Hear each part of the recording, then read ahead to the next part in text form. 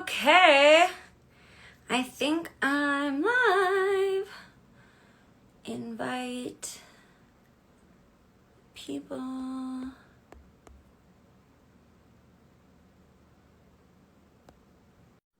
Okay, and Michelle.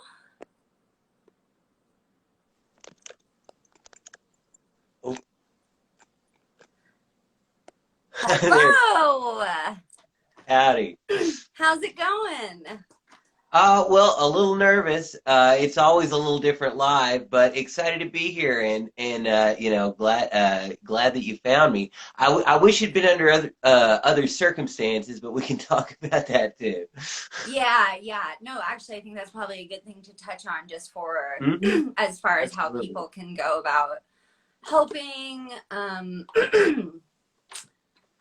uh causes that are dear to their own heart. For Hmm. me, as you know, Kai is someone who, generally wouldn't be looked at as a marginalized group because it's like, oh, he's a white male, but like he's experienced homelessness, childhood Hmm. abuse, sexual assault on multiple occasions, um, mental health issues. It seems like we'll, talk more about that. It seems like maybe some addiction issues as well. Hmm.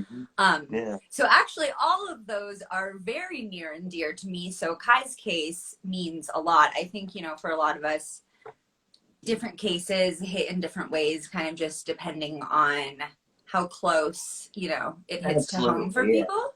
Yeah. And Um, everybody's deserving of the equal amount of respect and justice and fair treatment, but we're humans, so sometimes we tend to that's something. When I was reading about like the sociology of hitchhiking, I read a study. We will, when it comes to hitchhiking, people will pick up a hitchhiker that is more like them,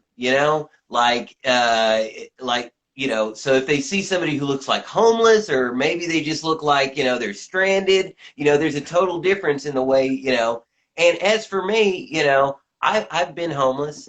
I've dealt with addiction, and a lot of the stuff and it's easy to judge, sure, but corrupt cops even. I've dealt with racism and all well, this kind of stuff. And when you have, it's a completely different scenario. It's easy to oh, that kind of stuff. Well, why didn't you? Like when you see the classic, oh, why didn't they just comply? When you see somebody getting beat up by a cop, that's not how this right, works. right. But yeah, but Sorry, Phil, I just want to, it looks like Michelle, my co-host, is having trouble joining. Okay, wait, there we go. Michelle. It says she's unable to join. Fuck. it says joined, or well, it looks like it says joined, but yeah. Oh no, maybe that's just joined to the live. Okay, sorry. when someone joins, anyone can see their. Does anybody know if there's like, I mean, because I know you can do multiple people on. Hey, there she Hey! is. Here we go. Are we Oh my wearing gosh. the same fucking sweatshirt? We're adorable. Nerd gang. No, cute. Yeah. Michelle, this is Philip. So I guess like we're officially started. Michelle's here. Philip and I were just kind of. Do you like Philip, PD? Phil or Philip, whichever's more comfortable. I have friends who call me both, so either's I'm gonna fine. call you Phil. You feel like a That's Phil. great. Yeah, It's familiar, got a yeah. Right. Yeah, familiar yeah, feeling. exactly. Yeah. So y'all may or may not know me and my co-host. I'm Ashley Richards, one of the hosts of That's So Fucked Up, this the podcast of this account. And I'm Michelle Mosier. The other co-host. And that over there is Philip Fairbanks. And he is, I'm so lucky to have found him. He is, why don't you introduce yourself? I don't know. Like, Okay, yeah, you're sure. probably the best guy Well, to do it. I'm a writer. I've been, I've been writing since I was a kid. I've been publishing since about, 99, 2000, online and in print. Um, One of my recent publications regarding Kai the Hitchhiker, the City University of New York graduate newspaper, The Advocate, did a story in June of last year. I've been covering this story since 2017 when a friend of mine who she's a nurse back in Tennessee where I'm from, and just one day she messages me and she's like, "Hey, do you know about this guy, the hitchhiker guy? You should do a story on him." And so, I check out the story and she's telling me about it, and I check out the Facebook page, that's got all this information that's not being reported elsewhere. And so I reach out and end up, recording a few phone calls, which, by the way, that's how I ended up learning about the documentary last year, which is how I managed to, I spent nearly a full year trying to beat Netflix to the punch with a book, and they still beat me by like 3 weeks. Oh, Um, but hey, yeah, you they know what? reached out last. Honestly, What's I think that? that's a good idea because they just gave you like a fuck ton of free publicity. Right? Because anybody who watched Accidentally. that documentary, um, maybe that's a little offensive. Hopefully, if you watched that documentary, you were able to see that it was extremely biased. They completely left A lot out of like people did. all of the fucking defense for Kai. So we did And an it's not that they episode. didn't know better. I know that they know better because they talked to me. We were on the Yes, phone together for months. I watched We the were in fucking contact, live with you So yesterday. it's not like other cases. I don't know these other reporters who did these stories. Like in one chapter, I talk about a lot of the, issues with a lot of major reporting. And I don't know those people, so I can't say in those cases. This is the one case where I can say they knew better. They knew Yeah. better, and they were like, why don't we just leave all that out? And I don't know about you guys, but like, did it not feel like they were sort of running out the clock, like with these like reality TV vultures who like, yeah, I knew Kai for like 20 hours one time, Yeah. and it's like, Yes. wait a minute. So the time you spent recording for this documentary was probably equal to the time that you spent with Kai. Like, that's not a good ratio. Like, I've talked to people who like, worked with Kai, who, knew him before the famous incident and before New Jersey, and like, why didn't they find any of those people? I did ask, why they didn't speak to other family members apart from the, practically admittedly abusive mother. And, the producer, one of the producers, Alex Marengo, said that they didn't have time to really get into his early life. And I guess they didn't have time for defense, but they did have 23 minutes to listen to the Union County Prosecutor's Office. I love when they had the one guy who's like Public Affairs Office, or I forgot what his title is, and I'm like, that's literally like the government version of this is the PR guy. This is our marketing department for the Union. You went to the cops and the marketing department for the prosecutor, and you said, "So tell us, was Kai lying?" Kai was Right. lying. What's the story You here, know, buddy? Yeah. Well, we'll call it a day from here. They didn't mention 4.5 years, and doesn't matter. Doesn't matter if he did it. If he did it in cold blood and went on to kill 50 other people, like you don't put someone in jail for 4.5 years without a trial in solitary, and then another year and a half before your trial. Like There's that. so much to You talk just don't do about. that. The solitary confinement just absolutely killed me. Like, Mm-hmm. for anyone, that is just cruel and unusual punishment. Absolutely. But especially considering that just the length of time that he was in solitary. Oh yeah. Is like, I had 3 days in a drunk tank when I was 20 years old, and the moral of this story, by the way, is never say I'm not a narc officer, because the next words you'll hear is hands on the car. And I ended up in a drunk tank for 3 or 4 days. After a while, you lose count when there's a buzzing light that never goes off, and there's no cot and no blankets, and it's just concrete. It was pink walls with like cartoon characters. Day 3, I had, I'm not even kidding, an out-of-body experience. I remember now I'd also been like, I wouldn't eat. I just refused. So I hadn't eaten in a few days, and I was stuck there in solitary, and I broke. I had like a literal out of body. I guess you could call it a psychotic break too. I prefer to call it an out of body experience where like I went outside and I saw all this stuff and it was like a dream. And then I came back and it was probably like 30 seconds later or, whatever. But yeah, no, it will absolutely mess with your mind and your body. And, this is like Geneva Convention stuff and it should be standard, but like, unfortunately. Oh no, it's literally yeah, it's like against human rights, actually. It's like a form of fucking torture.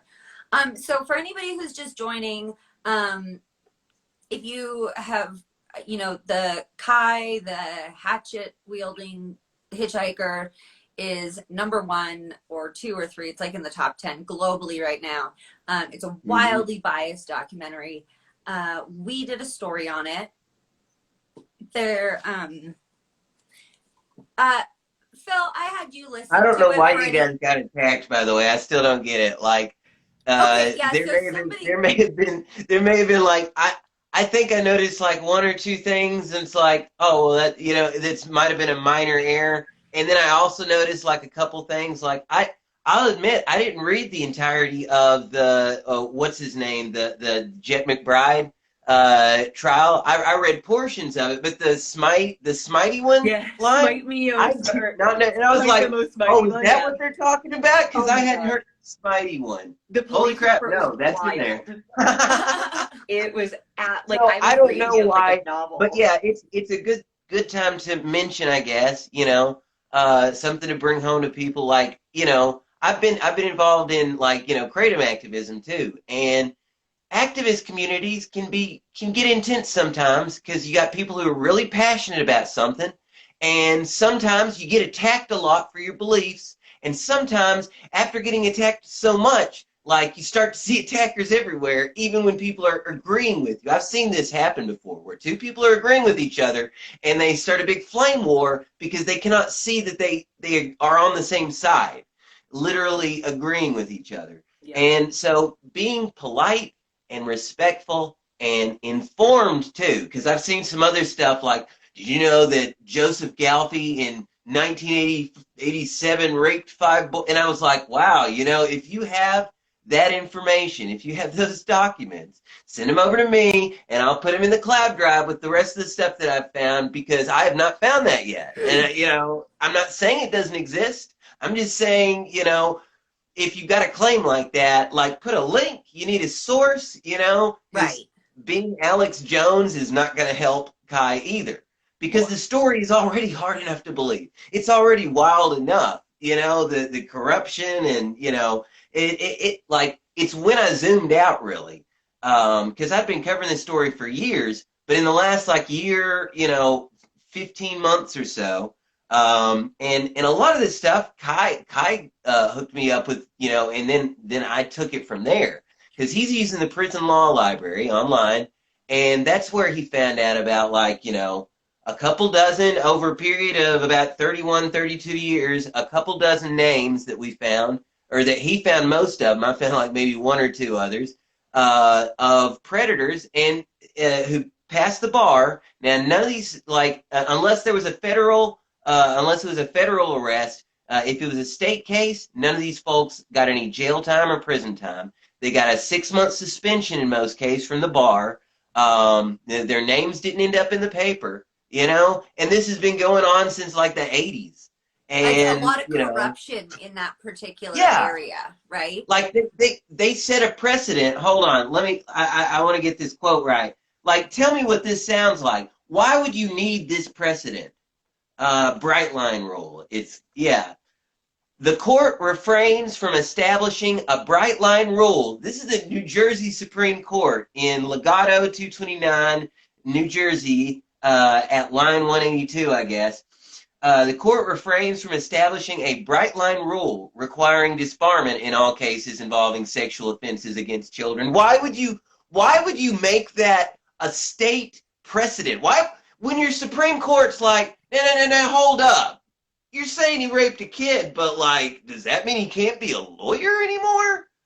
Like, I mean, slap on the wrist, 6 months. Come on, right? Yeah, it's messed up. Like, And some of these cases, like the one that this guy is a lawyer, and it was he's overseeing a custody case, and he's having sex with the woman and trying to have sex with her teenage daughter, and it's like there's some real sickos here, and unless it was a federal arrest, these guys didn't go to jail, they didn't go to prison, their names didn't get in the paper, Like, and because they're like lawyers, they're protected. and they're lawyers. The reason why we know is because they're lawyers. So they're in the Office of Attorney Ethics keeps what's called disciplinary review, disciplinary bar review reports, DRBs.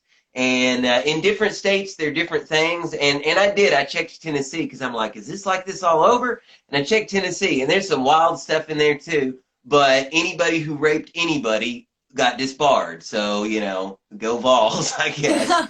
But yeah, like makes sense. that's literal precedent that they set in the Supreme Court as like, okay, listen, because somebody raped a kid, that doesn't mean that we have to disbar them. No, yes, that means you have to disbar them, and they should go to prison. They should always They should always go to prison.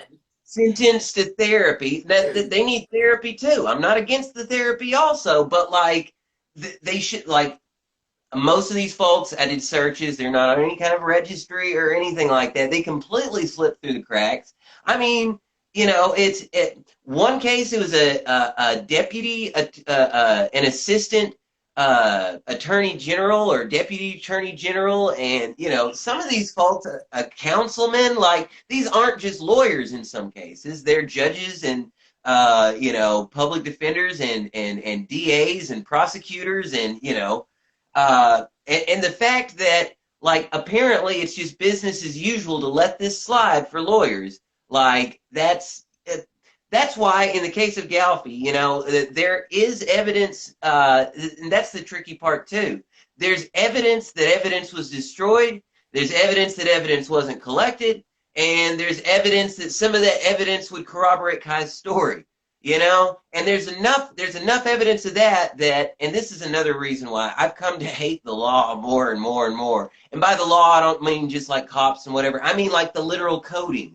The literal coding of the law is messed up. And, because apparently Kai's whole defense has been the same for like 9 years. He's been fighting in court with these civil motions. And it shouldn't be like Jumanji or like, abracadabra or hocus. I said it the wrong way, and now the Necronomicon is going to bring the dead back. That's not how the legal code should work, but that's literally how it's working here. It took him 9 years to say the same thing over and over again in a way that they couldn't be like, oh, well, citing blah, blah, blah, he should have put a semicolon there, because... And it gives me a headache to even read through this stuff, but like they just kept finding different little things to piddle about so that the judge couldn't say, no, yeah, he's right. It's obvious. He's right. And then finally they couldn't, he finally worded it just so. That's not how the law should work. The idea of equal before the law is something that I'm interested in regarding this case too, because with the book, like, yes, it's about Kai and the injustice in Kai's case, and the injustice in Union County and New Jersey as a whole, but also, like, we can't pretend like, oh, that's a Jersey thing. Like, yeah, there's certain things like that Supreme Court precedent's pretty gross, and that's not in most states, I hope. But as far as just corruption, public corruption, and, really awful people with power and money getting away with terrible things, that's everywhere. We can't get away from that, honestly. No, one of my favorite sayings is it always goes all the way to the top. Really quick, I just want to say hi to everybody's here. We haven't had a chance to say hi to everybody back, but thank you guys all so much for being here. It's our first official live with me and Michelle. And here we have talking Philip Fairbanks. He is releasing a book on Kai McGilvery, the hitchhiking fucking hatchet Wielding, whatever, Hitchhiker. It's such a long goddamn Hatchet name they Wielding came up with, Hitchhiker. you know? But if you've seen the Netflix documentary, hopefully you noticed that it was an absolute biased shit show. Shame on you, Colette Camden. We did an episode 126, a little fucking self promo pimping, and we had Phil listen because we're both in a like support for Kai Facebook group, and like what blows my mind too is like we both posted about this in here in that group. There's like 3,000 people. We're like, we're going live. Phil's an author. Phil's the only fucking person in that group who knows what they're talking about. Everybody else is like, well, I think this, and it's just like fucking. There's three like, other, but they do get drowned out by the like 99% of the group that showed up okay, 3 days there are ago. a few Yeah, other people. yeah. I'm like, there's nobody else in there. No, but like, so I saw you comment on a post that you had talked to Kai recently. So I reached out to you because I had heard maybe we had a couple inaccuracies in our episode, and I was like, well, I'm not about that because I care about this story, and had Phil give it a check listen. Thank you for that, Phil. And he was like, I don't know, there's like a couple of things, but you're pretty good. But pretty much like I'm honored to talk to Phil because this case is like globally known right now, and it's wild that this man is not getting interview requests like constantly. So I know we have a lot of podcasters on here right now. Thanks, you guys. All are the best. Fucking indie podcast community for the goddamn win. And our team's all on here. You guys are the best too. But seriously, Phil, you're like open to lives and interviews and all kinds of shit, Yeah. right? You're trying to get that out I there? didn't. You know, BZ Doug there, BZ Douglas, who I'm staying with him this week. He was working on the interior layout of the book. You know, he runs an open mic once a week, and I did an open mic in a little bar, and like it was supposed to be 10 to 12 minutes, and it ended up it being closer to 18, but You're like, I have so much to like say. whatever. You know, you got a soapbox, you know, I'll climb on it, sure. Awesome. Yeah, so keep that in mind, y'all.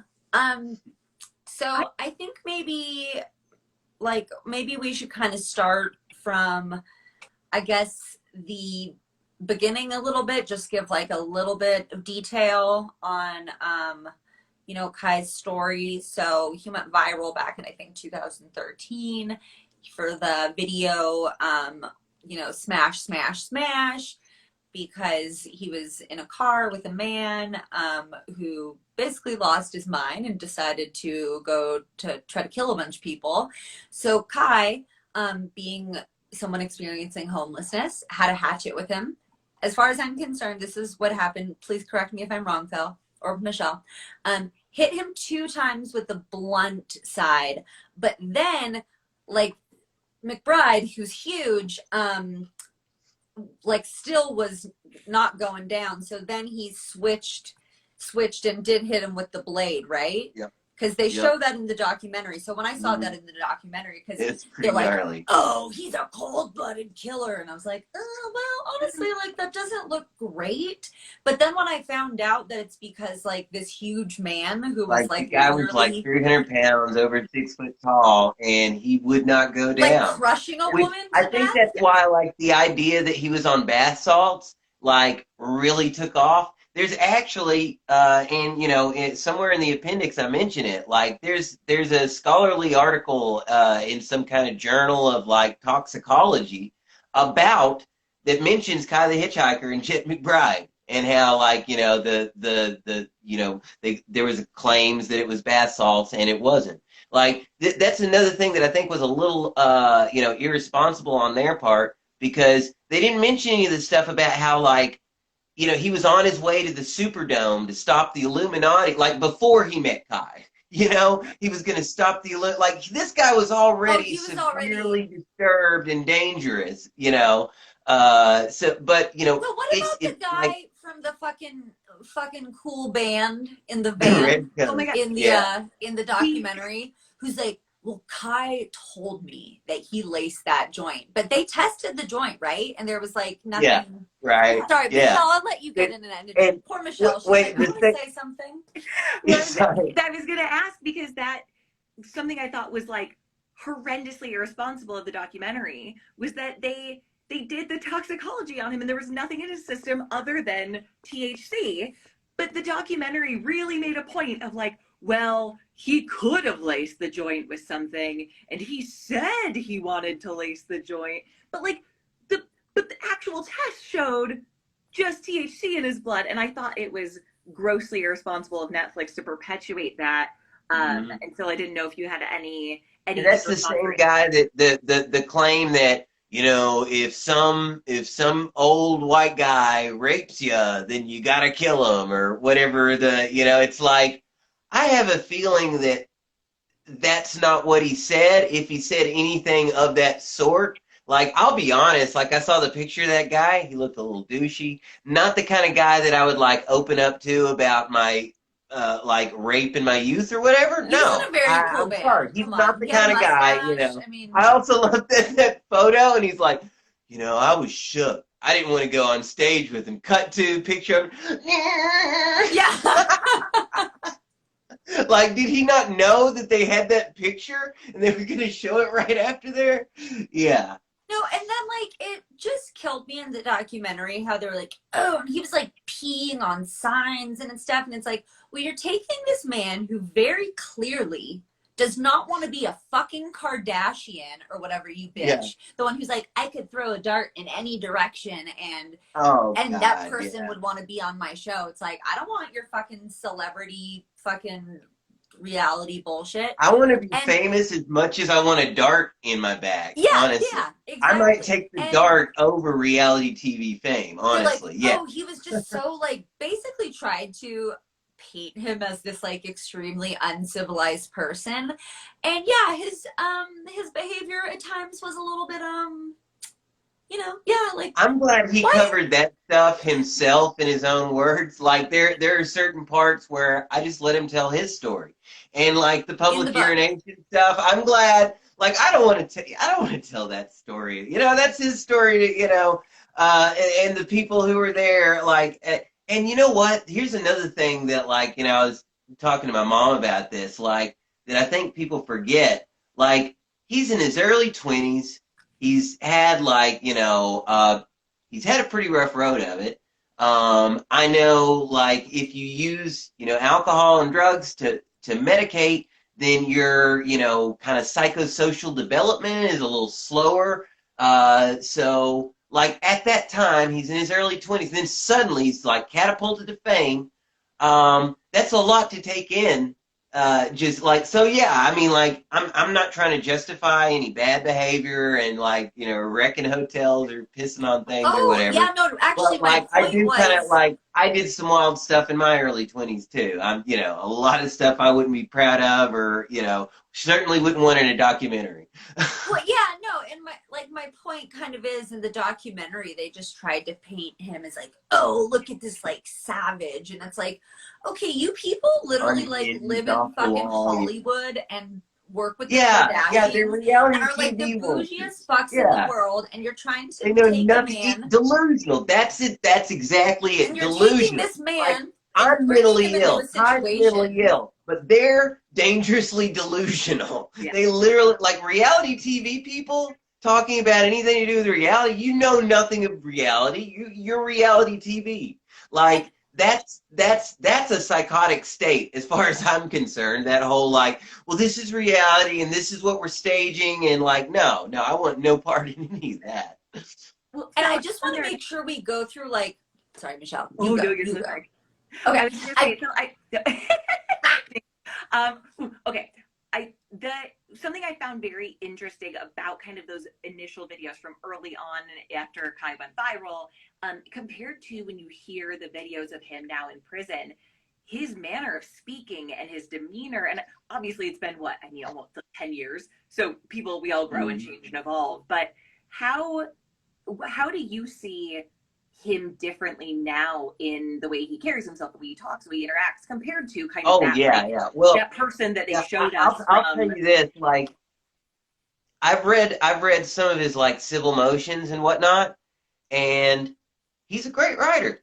Like, I think, that's something I mentioned there was that guy, the Get Pitted surfer guy who like, I'm Southern. I've got a little bit of an accent. Like people like accents, people like certain types of, Oh, your and, accent's delightful. but, and I appreciate, by the way. That, see, I didn't mean to do that, like appreciate, but like people dig that, and so it gets interest. But yeah, sure, sometimes you kind of like lean into the stereotype too, and I think maybe Kai was doing that a little bit, like but that was also like that's genuinely the way he talked, and also though like what gets me is people like when they're like they assume based on like a surfer accent, this guy can't be that smart, which like dude, he took on an army of lawyers and made a federal judge say uncle. Like that takes a little bit of skill. Like especially when that army of lawyers is like the lawyers for a dead lawyer's estate and the lawyers for the prosecutor's office of the county. And we're not just talking lawyers. We're talking about the lawyers that lawyers hire when they're being sued for millions of dollars. And so, yeah, no.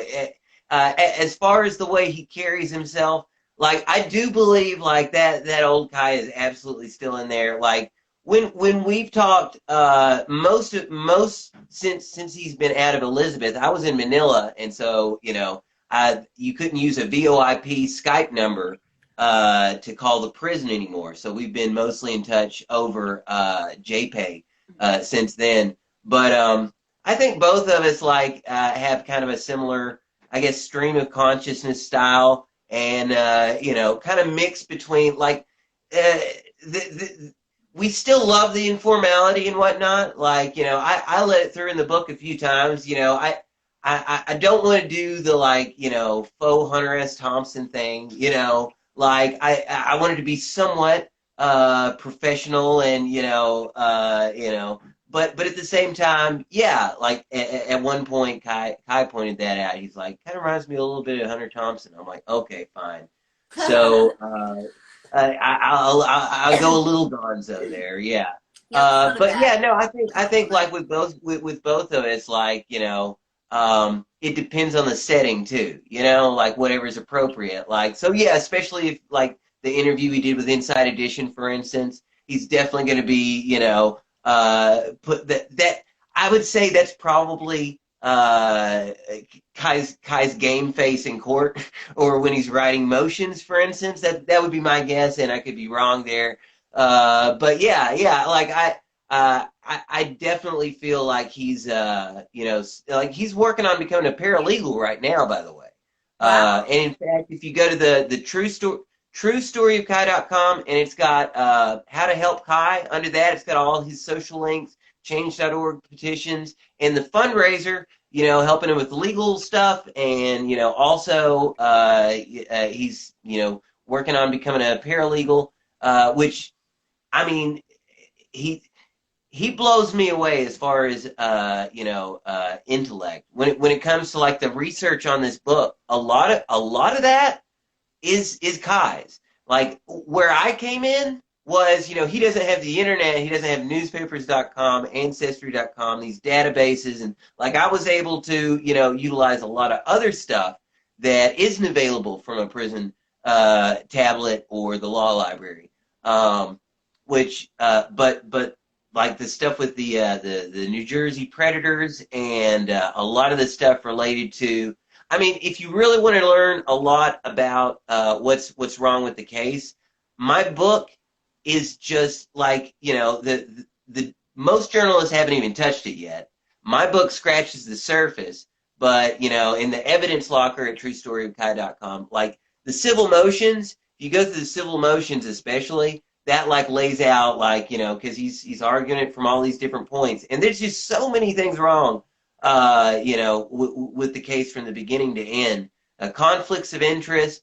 Here's one of my favorite. That, like, even when it comes down to stuff that's not directly related to the case, it just seems fishy. James Galfy is the brother of Joseph Galfy. He's a former deputy police chief of Irvington, New Jersey. And like, when you read his interview with the police, like, I find it really fishy when he starts talking about, like, I want to go back and secure the place. And then run And the the cop dishwasher literally comes out and says, and destroy we'll tell evidence. you when they leave. That's not how you're not supposed to enter an active No. crime scene. No. But it's my brother and I'm a cop. Come on. Oh, Come right. on. It's your Okay. brother and you're a cop. So they did. And like, he not even just allowed him, but the part where he's like, oh, we'll tell you when they leave for the night. What? So you can have some privacy at the active crime scene? That makes it so much worse. Like, allowing him in there is bad enough. Saying, we'll tell you when the investigators leave for the night. That is fishy. And of course, that's around the same time, like in between one report and another report. We don't know what happened, but we know that there was no more need to talk screen the mugs because they'd been run through the dishwasher. And it's just mind blowing that this stuff hasn't been reported like anywhere. I mean, and especially with 21 million hours as of like yesterday when I was looking over 21 million hours viewed of this documentary. Now, thankfully, a lot of people who don't even know like the rest of the story are like, this doesn't seem right. I think they overplayed their hand a little bit. Like, relying entirely on the Union County prosecutors, having zero bit of the defense. And even if you're vaguely familiar, you'd be like, but wasn't he like in jail for 6 years and they wouldn't even give him a trial? Yeah, they were waiting for everything to die down, the attention to die down or whatever. And that's another thing that's not mentioned in the documentary. Or Shane Kavanaugh's like the only other guy that I've seen report about this. And I haven't seen him yet, but there was like a troll army for years.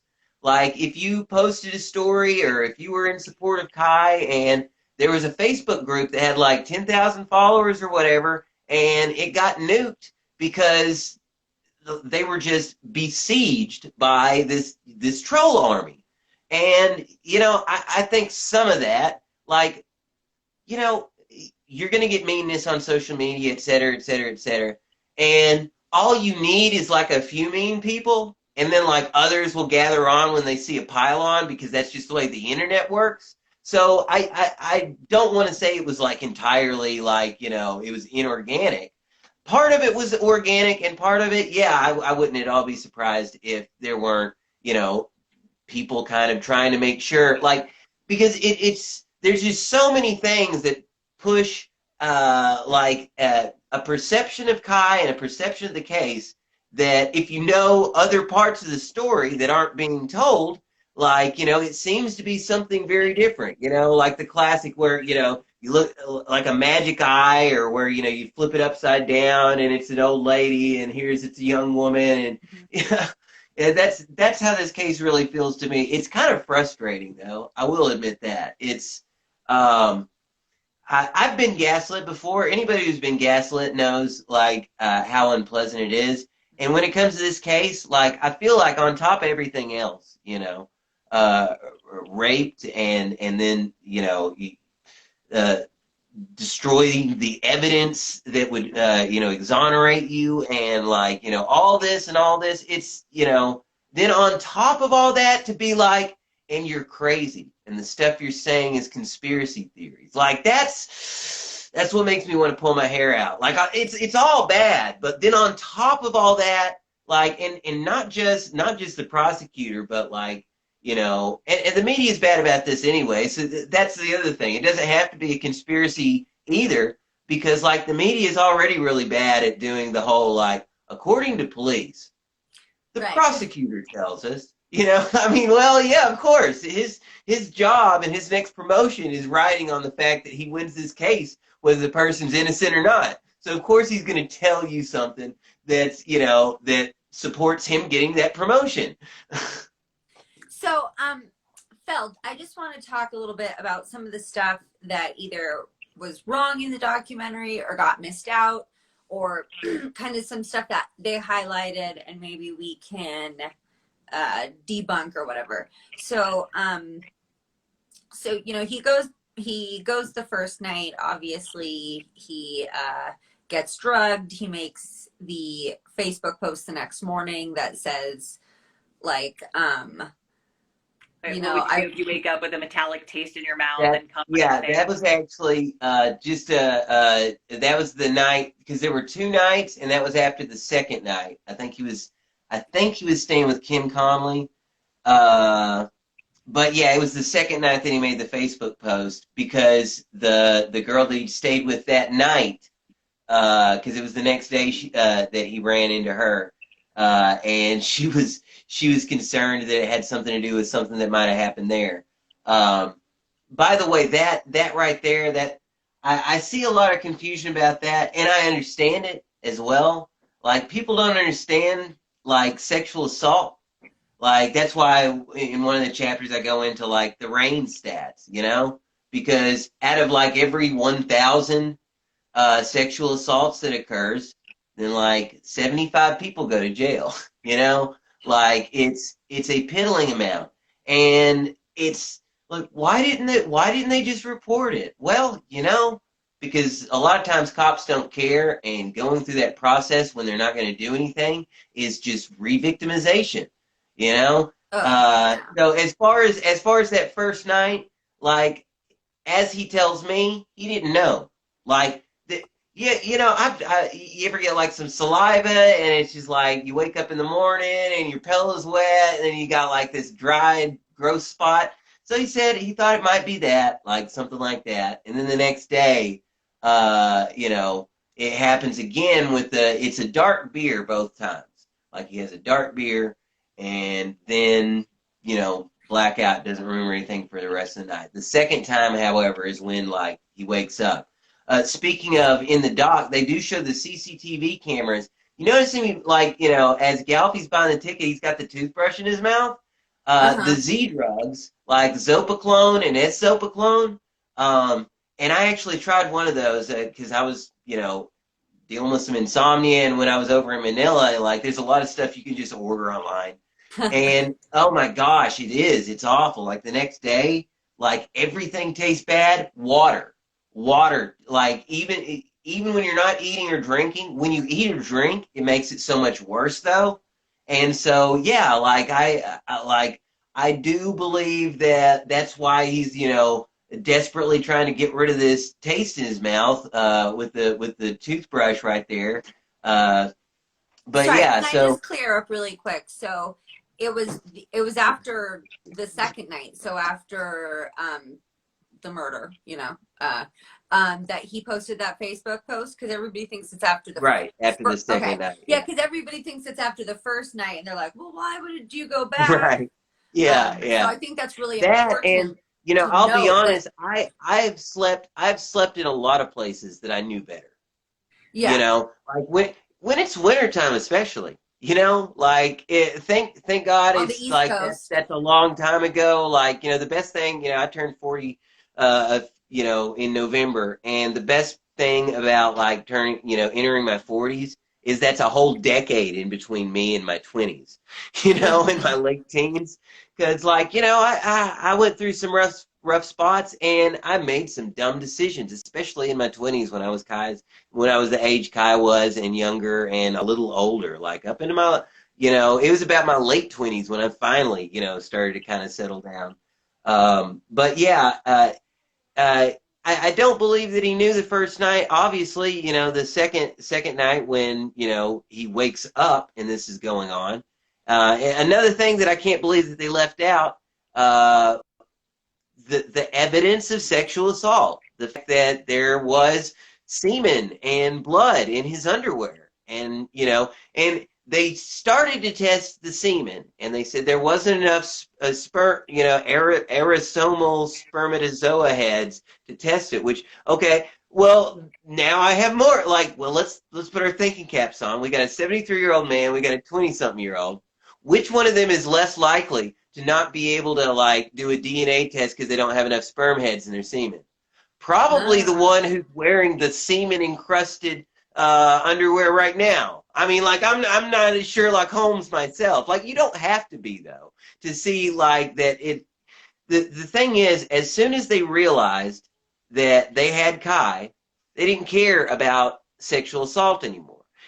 Before Kai is arrested, they were looking into sexual assault, and that's, I'm not sure if they did because they did a rape kit on Galfy, but not Kai, despite the fact he was apprehended within 5 days, and there's 5 days efficacy range. They didn't offer that, which, by the way, that's illegal. In New Jersey, there's like certain services, and if you deny them to an assault survivor as an officer, there's so many things that are illegal. There's so many people who deserve to be behind bars, like right in the cage that Kai's in right now. I think But a yeah, lot as of far as people point to the crime scene and they're like, well, how is it self-defense because it's so brutal? For me, and this is just absolute speculation, so tell me, where I'm at.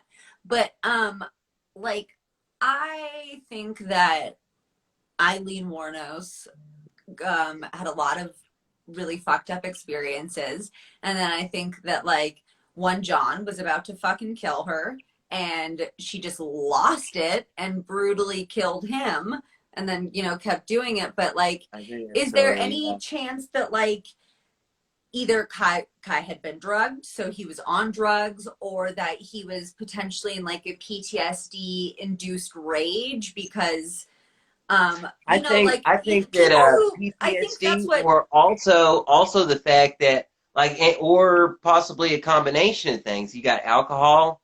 I believe that at least another drug was involved that was put into the alcohol.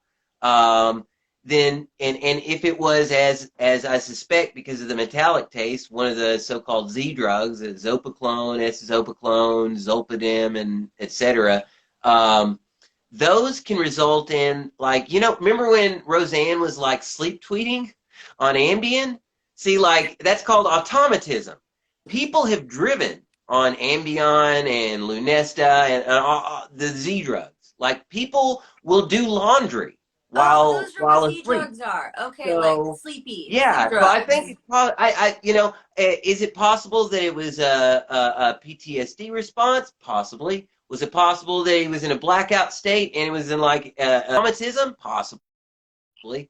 Kai says that he doesn't really remember much after that. After I remember in the interview he says maybe I elbowed him. I don't know if he remembers. He says that it's all kind of fuzzy, and honestly, that's another thing that people don't realize. With a lot of crimes, your memory of it is going to be kind of fuzzy, and especially assault and sexual assault, because there's memory and then there's traumatic memory, and they don't work the same. And I've been diagnosed with PTSD. That's another reason why in some cases I can see why people would be like, I don't know, are you sure you have enough objectivity? And it's I don't know. I mean, I think it's important that I have had some of these kind of experience. Most of the people covering this story haven't had some of the life experiences that you can't get at Yale or Harvard, Right. that are relevant here. No, But yeah. absolutely. I think that people who are survivors of sexual assault, who have experienced living on the street, and I thank God have never experienced that, but I'm sure it's not fucking easy. I'm sure you're in danger a lot of the time, so you start to get defensive, especially if your fucking mom. Oh, and then I'm like, is it in your fucking, it was in the interview that I watched yesterday with but his mom was involved in Children of God, the fucking molestation cult. Oh my God. So with Rose McGowan and Joaquin and River Phoenix, when River Phoenix, who committed suicide of a drug overdose, died of a drug overdose, possibly it was suicide. But yeah, River Phoenix was definitely, mentioned in an interview, he was 3 years old the first time that he had sex. It's there. creepy sex cult. It's a, you know, Oh. like, and it's weird because like I'd heard him mention, you know, this creepy fundamentalist cult and this creepy cult over and over again, but it was when I mentioned this cop gang called the Family, and he was like, the Family? That was the name of that group. And I was like, the Family? And then like, because I remember like as I'm at, you know, before I even finish, I've got a notepad. Like this is what I usually do. I'll have like a notepad document, and I'm making notes as I'm reading whatever he sent. And so, you know, says something along the lines of, you know, was there a guy, Father David Berg? They call him Moses, where they're like weird, like Jack Chick tract style comics. You know. Was there something called the Law of Love Doctrine? You know, and I start to read down, and sure enough, and he's like, yeah, the guy was like Father David, and they had these weird comics, and I'm like, holy crap! Oh Which, my you know, God. like I don't know, like it is possible, I guess, that like somebody else in the prisoner that he'd read about the family and like, so you know, like if you don't want to believe Kai, I guess that's possible, but like considering the fact you don't really have access to internet, like he had a lot of information that. I mean, you guys obviously get into some of the weird stuff that I'm into, but like your average normie doesn't know much about like, you know, Father David and the family, the children of God We cult. haven't even covered it because it's like too fucking disturbing to me. And that It's is awful. saying a lot. There is not a lot Oh, of yeah. things that are too Yeah, disturbing. my first for me. book, Pedogate Primer, The Politics of Pedophilia. I go into institutional abuse and, you know, the Catholic Phil, Church, we could Southern talk for Baptist hours. Convention, You're on the cults. same page. It goes all the way to the top. I know. But like I know. that book, oh my gosh, like I spent, you know, nearly about a year working on it. Like from the very beginning, that's when I started, like, that's when I had to go back into therapy and get back on benzos, honestly, because like I was having night terrors and like, so it's absolutely, like when you talk about stuff being disturbing, that's something I also want to point out for folks. Don't, don't feel bad if like, you know, if you have to take your time with certain things. Like that's totally fine. That's normal. That's healthy, and it's actually best to sometimes take a break when things are, you know. But yeah, absolutely. The Children of God cult. That's one of the most, you know. The fact that they just kept getting away too, like you know, Australia, France, They UK, still, US. They I'm keep pretty getting sure they raided. still They keep exist. getting raided, and then they send the kids back. And they sent the kids right back every time.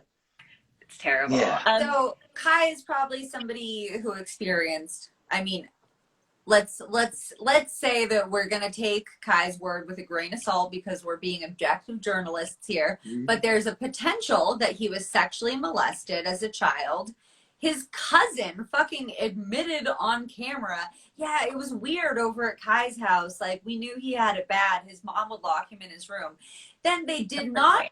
Then He says he was locked in too, so Phil said. since he can't fall back on the, well, it was Kai who misbehaved because he said that she tried to lock me in there too. So we know it's not just like. And then they I'm sorry, interviewed her. that was very satisfying though, seeing those back to back, and then like you know him saying like, yeah, she locked him up, she tried to lock me up, and I got out, and then she's like, well, I didn't lock him up. See, what I would do is I had to make sure he couldn't leave the room for his safety to be a good and responsible mother. And it's like, so you're saying the reason, like, I didn't do that. But if I did that, here's why I did that and why it's a good thing. Okay, got you, lady. Got you, lady. The like, idea that you'd put your child in a room that had a lock that could only be open and shut from the outside is so fucking irresponsible. Listen, Oh, yeah. I can't even handle it. She's like, well, you know, he would get up really early and try to start fires. I didn't want to wake up It's like, yet. well, It was bitch, maybe Saturday. then you get up a little bit earlier because you're a mom and obviously your kid's maybe a fucking handful. Mm-hmm. It is, yeah. That she used locking him in his bedroom as a form of like, well, now I don't have to watch him or take care of him because he's locked in that room, so I can go do whatever I want to do. Is like. Well, and then she, I think, sent him away to, where did she send him to? Yeah, to like, I guess, he was institutionalized, for years. I think he left there at like 17. So, No um, wonder he like was kind of, and I think people too, they're like, like didn't well, want to why settle would somebody down, didn't want choose to, to be yeah, fucking yeah. homeless? It's like, Like well, going it's from, not really yeah, a choice. exactly, A, exactly. but Going B, from like, because they've been being locked in a fucked room and then over. institutionalized. Because Yes. the thing about being institutionalized, like let's say you have a really crappy home life and you end up like in a group home or something. Um, that's not, that doesn't reflect poorly on you per se. That's the situation you were put in. Yeah. But yeah, that's unfortunately not how everybody sees it. But yeah, the fact that one of the few people that they had on besides reality TV vultures was his abusive mom on there to attempt, but luckily fail at minimizing the abuse. Like, thank God she's an awful liar. But that's another thing. The Jana Pruden in the Toronto Globe and Mail, like, let me get this quote right. As a family.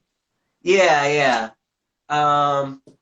So Shirley Stromberg, when she talked to Jana Pruden in that article, quote, they got help as a family to be healthy.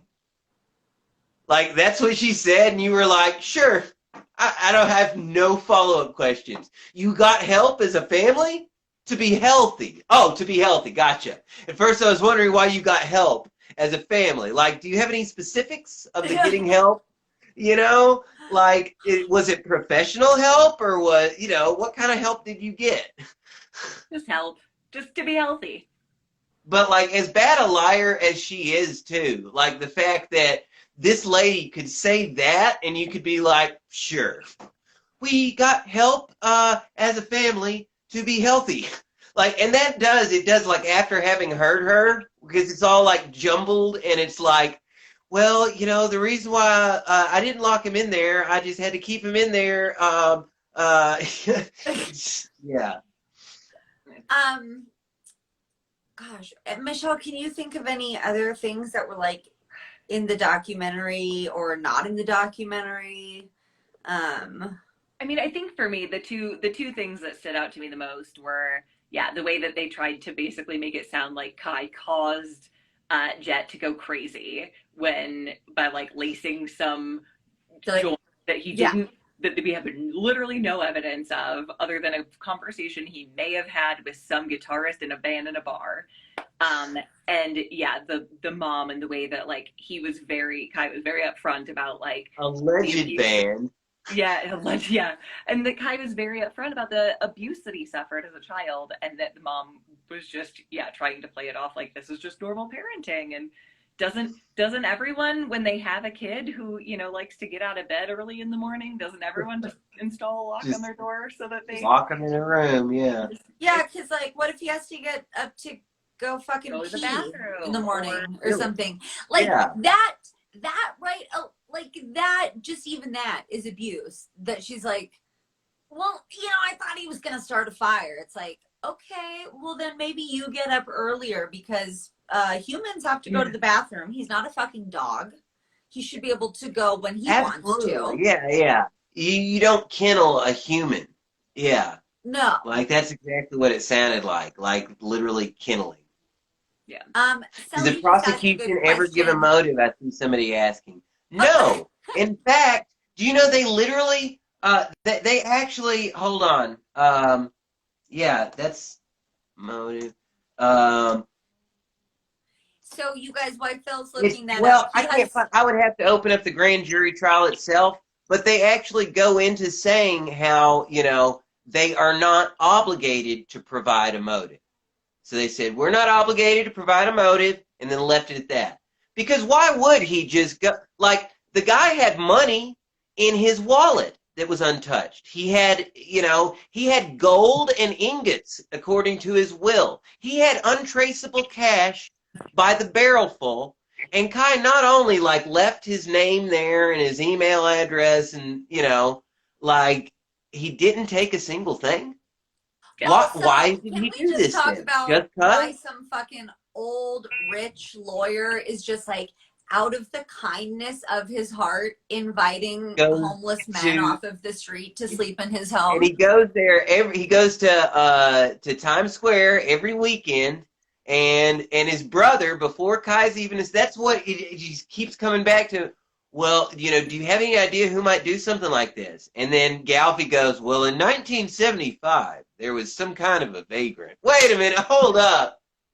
Some kind of a vagrant from 1975 did this? Or, oh, you mean the weekend trips every weekend to Times Square?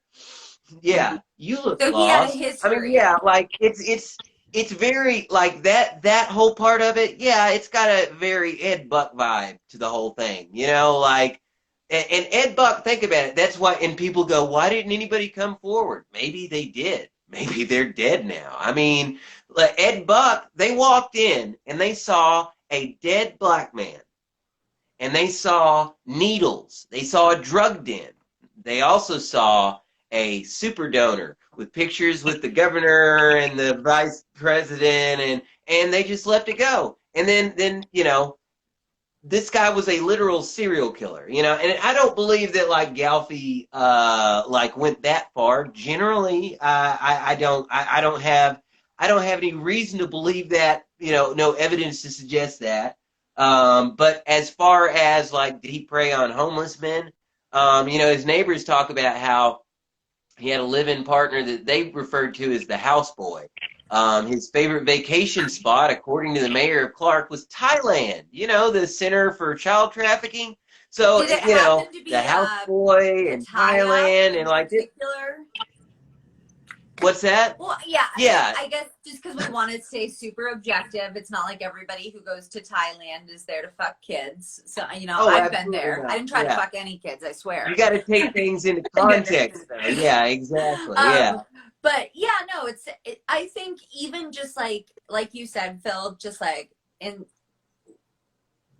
I saw on the Facebook support page, like, or maybe you just told me in a conversation. I don't fucking know anymore. But you said that somebody was like, oh, there was liquid in his freezer and it was GHB. And you said they didn't test it. It could have been possibly vodka. Could like, be. So it possibly could be. That's something I had considered. Because it says liquid in a freezer, clear liquid in a freezer. And I thought, GHB. But, no, it's could be vodka. That's the obvious answer. But like, do I think it could be GHB? Yeah, I wish they tested it. Now we can't, though, so we can't say it was GHB. Because I saw that there was a TikTok video that was going around that, like, if I've seen it, if I've seen a TikTok, then everyone has seen this TikTok. But yeah, so this, and somebody talking about the GHB found in his freezer, and like that, awesome, it I love doesn't. that TikTok will get 10 million views, and like of course, 50 amazing people will have seen this fucking interview with this person who fucking knows Kai and knows the case, but some 16-year-old with a TikTok is like, I got the tea, and then that's what everybody thinks. It's just like the spread of misinformation is crazy. But I think like it's like, even if we were to say like, okay, you know what? Maybe Galfie didn't even ever fucking pick, like, maybe he wasn't a predator. Like, maybe that wasn't his normal jam. It's still fucking weird for, like, a rich white lawyer to just be like, hey, man, like you look like you're down on your luck. I would love to give you a warm bed and a meal for the night just out of the goodness of my fucking heart. Yeah. Fucking right. Sorry, that's not how the world works. When the neighbors, that's another thing that I just now thought of. The neighbors talking about how, like, I can't imagine Joe would do that. He was so kind. Wait, are you talking about, like, does he open his home to young men a lot? Because, like, that's not necessarily kind. Also, like, people said that about everybody loved him, right? Everyone, yeah. People say that about all kinds of serial killers all the time. Oh, we were just so surprised. He's so nice. Like, the neighbors are always Ted Bundy in a call center and was like, wow, this fucking guy, he is murdering people on the weekends. So I think like it's like obviously there's no denying whatsoever that Kai murdered this man, and in a somewhat brutal fashion. And That we it don't killed him at least. Yes, absolutely. That is undisputed. that's Like that, the undeniable. Galpy, right? Yeah. But The question of whether it was self-defense, whether it was manslaughter, or whether it was premeditated murder, as as that's like just I what I think don't Roman fucking Cal would buy like at you to all. believe. There's not one Yeah, yeah. iota of my being believes that he went, you know what? I'm going to go back a second night and fucking murder this dude. No way. You know what? If you're homeless and it's fucking cold and the person that you just called 11 times who you thought you were going to be able to stay in a warm house, like that's what people don't get too. They're like, well, why would you go back if you were like at all sketched out after the first night? It's like, well, maybe have you slept in freezing weather? Like, have you been addicted to anything? Have you had any And mental health Kim issues? Conley had Maybe you told don't him he fucking thought he was understand why people make the calls that you, he thought as he was like in a person Asbury with a too. house and shit, wouldn't. Like his mom, his Kim Conley, who he'd been texting, had told him like, don't sleep outdoors in Asbury. And he's like, oh man, I've slept in New York and LA. And she's like, yeah, but not in Asbury. And so he thought he was in Asbury Park, apparently. Or I could be getting this confused with Newark or wherever it was. He was in Clark, New Jersey, and thought he was in the place that Kim had told him was super dangerous. And, so yeah, I mean, like, there's definitely reasons why he was seeking shelter. And if you didn't know for sure, like, yeah, I've definitely stayed with people who I know have done me dirty in the past when I was hard up for just a couch to crash on when I was that age. Yeah. Also, I think a lot of people, if they've experienced sexual abuse,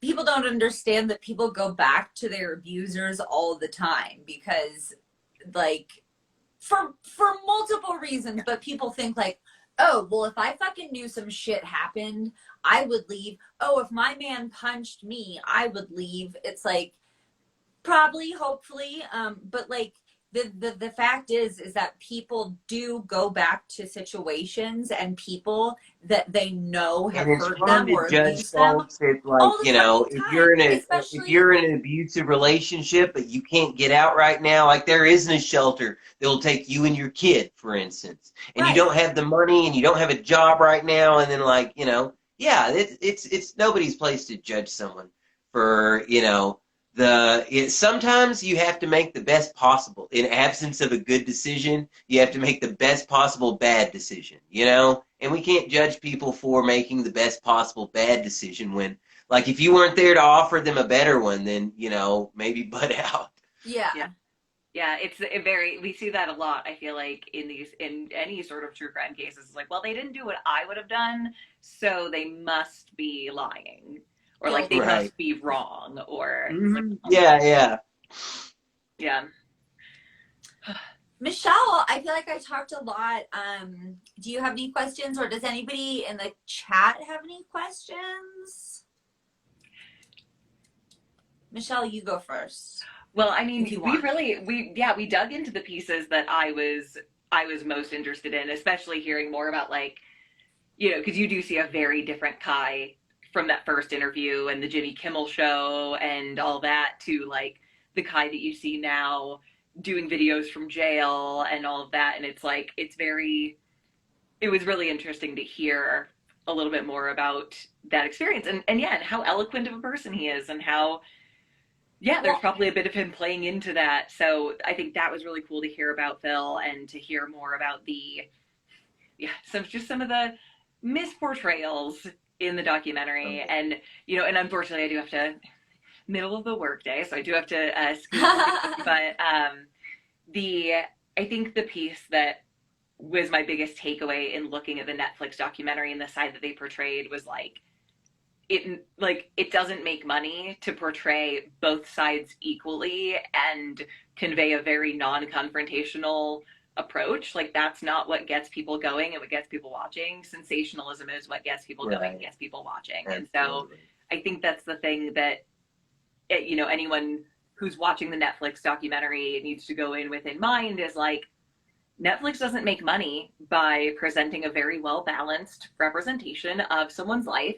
They make money by making you go, holy shit, this case is crazy. And so by what a taking out deranged fucking hitchhiker who was like drugging Yeah. people and hitting them with Yeah. axes and then fucking and so Michelle, thank you for coming. Thank you. I know you're at work, and you said, you know, that you noticed that Kai's changed a lot, and I just want to say Happy Chaos pointed out earlier that also, you know, when you're sober for a long time versus not, that's gonna make a big fucking difference for one. For two, I mean, he's been fucking sitting in prison like reading law books and shit, like, you know, like, so And I it's think it 10 years. actually makes a lot of sense. I was a fucking idiot 10 years ago.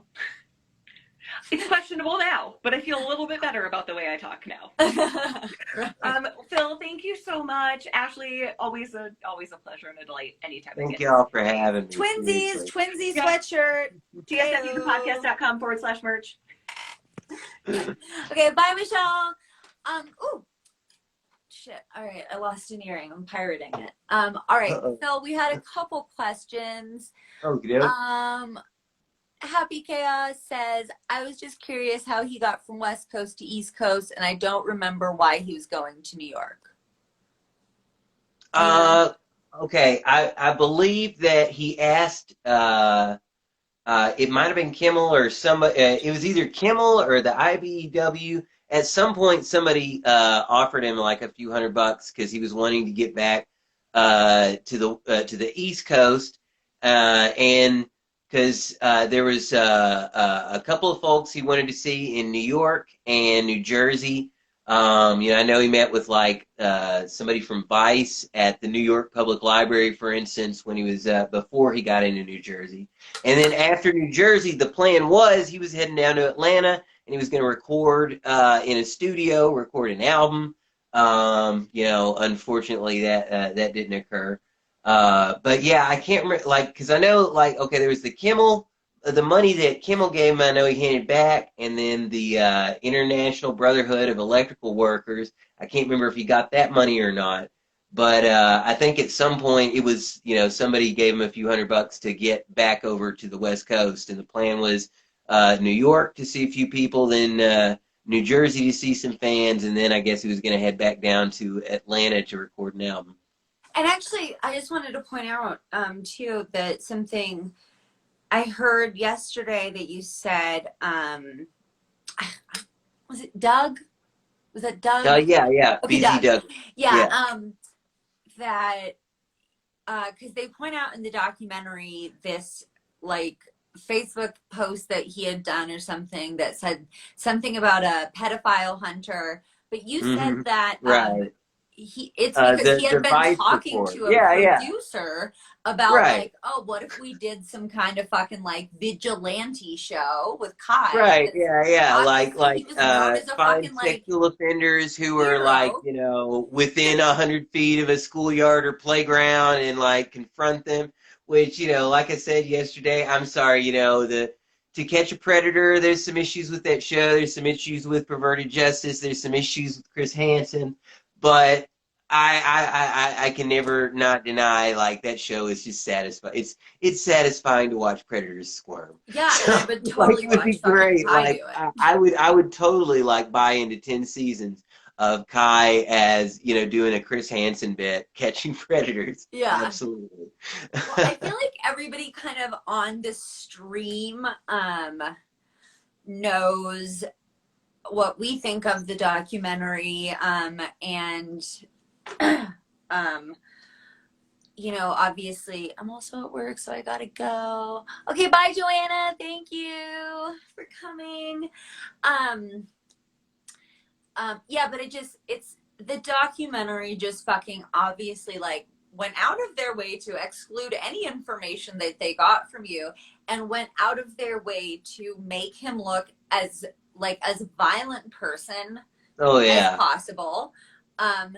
And Like even right down to the soundtrack cues, you notice like during the part, like, you know, it's all happy-go-lucky, but there's the ominous foreboding cues throughout that keep building up. Like oh it had the yeah, pacing of a horror movie.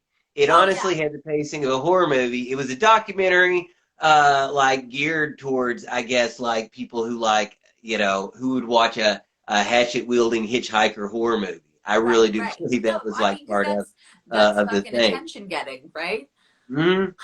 So, you know, I would say don't waste your time with the documentary. Don't give Netflix more of the watch hours. If you haven't listened to episode 126 yet, please do that. And Phil, your book is coming out in a few days on like Amazon and stuff, right? Yep. Right. Yeah. Should be next week sometime. I'm guessing another 3 or 4 days probably. In the meantime, though, digital sales and print pre-orders are available at truestoryofkai.com, which also, you know, that site is kind of a one-stop shop. There's How to Help Kai is the link tree, which has got Kai's change.org petitions and, you know, his fundraiser and all his social channels where you can get a lot of information and learn more about how to help there. Then the evidence locker is really helpful. Like it's a cloud drive, and I'm trying to keep it, you know, as organized as possible. There's even a README file in there, and that's got everything that I used in the book when I'm citing, like, you know, the investigation and the court and what went on at the trial, like all that stuff. I want, you know, I don't want anybody to have to take my word for it. That's all there. That's And in amazing. I fact, love there's that. so That's much like, more there that that's I real haven't covered because journalism. there's just so much there. Like at one point, like I kept having to shave it down and like, well, you know, that's really interesting and that's, you know, that's compelling, but like I wanted to stick with like some of the same things and like mention them like so like it doesn't muddle the point and, you know, confuse some of the big issues because Right. there's just so much. A lot of it is big stuff, but like, you know, had to kind of pick and choose. But yeah, so you can see all those, all the investigative notes, crime scene photos, all that stuff at truestoryofkai.com. Also, you know, the pre-orders, it takes you the Indiegogo, and it's same-day digital deliveries, $10 or $5 as soon as it goes on sale. You'll get it like $2 cheaper. I don't know how much it's going to be on Kindle. Whatever it'll be Well, on no, I Kindle, mean, it's not hey, going to be this guy's a $5, so you can get it cheaper hardworking, right now. independent author. You guys, go give him a few of I your appreciate shekels. it. Thank you so much. Yeah, thank you so much. And coming to the live, it was amazing. It looks like we had a total of 50 people who joined. All right. And the live that you and BZ Douglas did yesterday is up on YouTube. So I guess like once you get the book out, send me the link and I'll like Absolutely. link it out to the Thank you world. so But much. yeah, hopefully we can get more eyes on you know, the other side of the story. So if you guys you know, there's a Facebook group, it's called like Support Kai or something, I'm sure. Mhm. And that's actually at the link tree in True Story of Kai, just on the How to Help Kai. That all has all his links. Perfect. Yeah, so you send me that and I'll make sure to post that Thanks so along much. with Yeah. the recording or whatever of this video. And yeah, I guess that's all. And yeah, maybe hopefully we can talk to you after the book comes out. Like, absolutely. Yeah. see what's up with that. And like I said, if you're a podcaster and you're listening, you know, help Phil get the word out, help Kai get his fucking side of the story out. Absolutely. Brave miscarriage of justice. And that's it. That's all. That's all. Thanks. I don't know. It's always weird Thanks, how to end this Ashley. shit, you know? It's like, right. Yeah. all right. Have a great day, Phil. Again, You thanks. too. And Appreciate it. everybody too. Bye, guys. Till next time.